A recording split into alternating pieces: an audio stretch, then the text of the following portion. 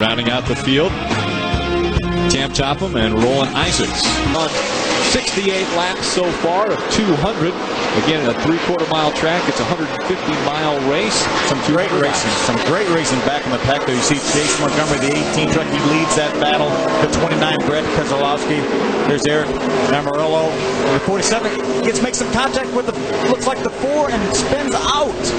Locks the wheels up. Caution flag comes out. Didn't hit anything, so he should be okay. Going to get that truck back going before the leader gets there, hopefully. He needs to get it going. He needs to keep it running. Here comes the leader, David Rudiman. He's going to go a lap down. Oh.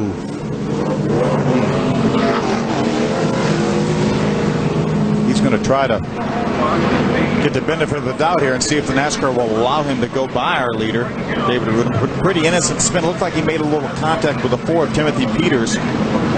Didn't hit anything, but didn't have quite enough room to get turned around without hitting the inside wall, so he needed to back up, did a 3-point turn, and unfortunately didn't look like he got going before David Rudiman, but we'll see what NASCAR has to say. Aric Almirola working with the Joe Gibbs Racing development program as well as the diversity program, and so he is driving that 47, has brought our most recent caution flag out, and with that, does that give the opportunity for David Rudiman to come now to pit road? Well, it definitely does, but he's right now probably a little bit outside his window. Aric Almirola was the reason for our most recent caution. Let's take a look at what. He drives down the corner. He's on the inside of Timothy Peters. Looks like he might have hit the curb and then bounced up into Timothy Peters, and then in order to try to keep from crashing Timothy Peters, looked like he grabbed hold of the steering wheel, turned it left. Yeah, it's a good call. You can see it right here as he gets up on the curve and just pops it around.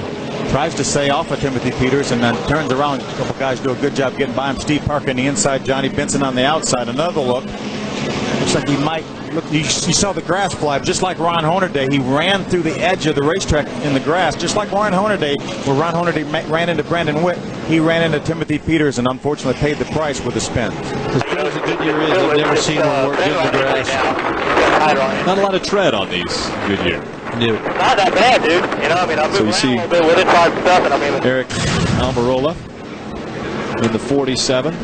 Oh, somebody made some contact with the outside wall. Trouble down the backstretch. They keep going around. That's 47. 50 did a good job missing it.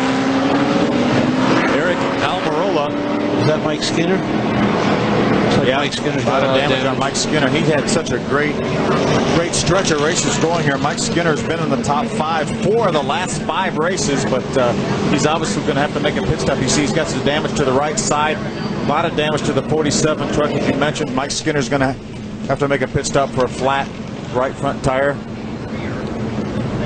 But one thing we haven't mentioned tonight, for the first time they've run under the lights here. I mean, these are temporary lights. There's 9 trucks with these, telescopic poles, and I mean, it looks lit as good as any track with lights that are there, In a permanent basis. Permanent basis. Some people asked if there might be some problems with these lights because they've never run on them before. I said, these people know what they're doing. Let's see if we can take a look at what caused that accident on the backstretch. They had a big wad of trucks. We saw them on the front stretch. See if we can see what happened on the backstretch.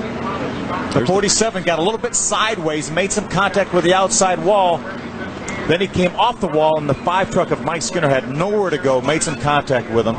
That could have been a lot more serious incident with a lot more trucks involved. There you see Ted Musgrave made some contact as the 47 hit the wall, and he bounced off into the 5 truck of Mike Skinner. I think that may have been all the trucks that were involved. You see Todd Cleaver do a good job getting by on the inside. Yeah, I think you can see Ted Musgrave was trying to get around the 2, and he didn't even realize that he checked up and just got into the back room a little bit when he got in the wall.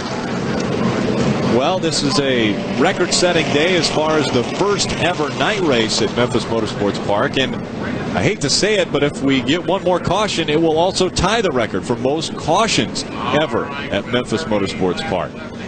This is the 11th caution of the night.